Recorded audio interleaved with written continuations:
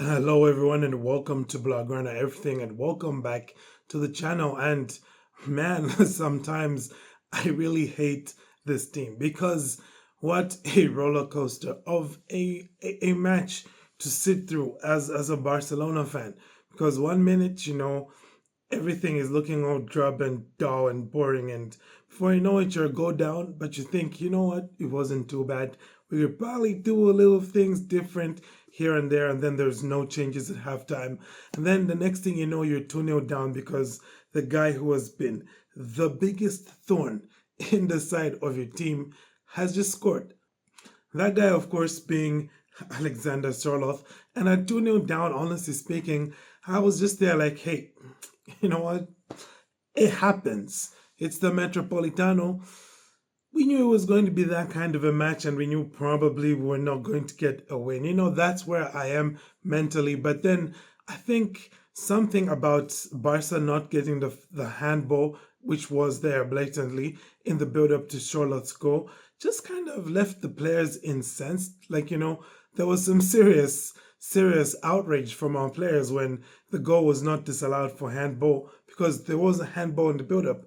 And the next thing you know, within just a few moments, Lewandowski smacks one into the back of the net, and suddenly Barcelona are playing with a fire in them that we thought they should have had. Of course, we then get some of the substitutions that the team desperately needed because a lot of players were looking gassed in this one. To be quite honest, a lot of the time Barca looked like the more tired team, and I was wondering who exactly between Barca and Atleti had played extra time in the Champions League. Anywho, it eventually showed by the end of the match that it was really the Athletic players who had played all those minutes of extra time because it really just came down to them. I felt just running out of fuel, in the tank. They just couldn't give any more, and Barca just really took control of this match, especially after that first goal by Ferran Torres. There was really no way back. So, it's a very happy match review here, okay? As we're going into the international break with the W. So, had to break out the retro kit here, just to savor in this big dub here from Barcelona, which took Barcelona, of course, back to the top of La Liga on goal difference, level on points with Real Madrid, but ahead on goal difference and on head to head. We all know head to head counts for goal difference in La Liga, but ahead nonetheless. And going into an international break, that's a situation that you definitely want to be in. Of course, Barcelona did get two further goals after that equalizer by Ferran Torres. The goals coming from Lamine Yamal, and of course, once again, Ferran Torres. Of course, that one was in garbage time. Some people might say game might have already been decided, but hey, who knows? Atletico could have easily gone down the other end and maybe equalized to make it 3-3. But, Ferran Torres making the 3 points safe for Barcelona. And honestly, despite the fact that this was, I felt, one of Barca's worst performances in this current unbeaten run that they had in 2025. Despite that, they beat Atleti, which is very funny, because the two previous matches between Barca and Atleti, Barcelona played so much better than Atleti did. But guess what? They didn't win. They lost one and they drew the other one. But this time around, they don't play better than Atleti. Atleti definitely, I felt, were the better team for majority of the match. And look what happens. Barcelona finally wins.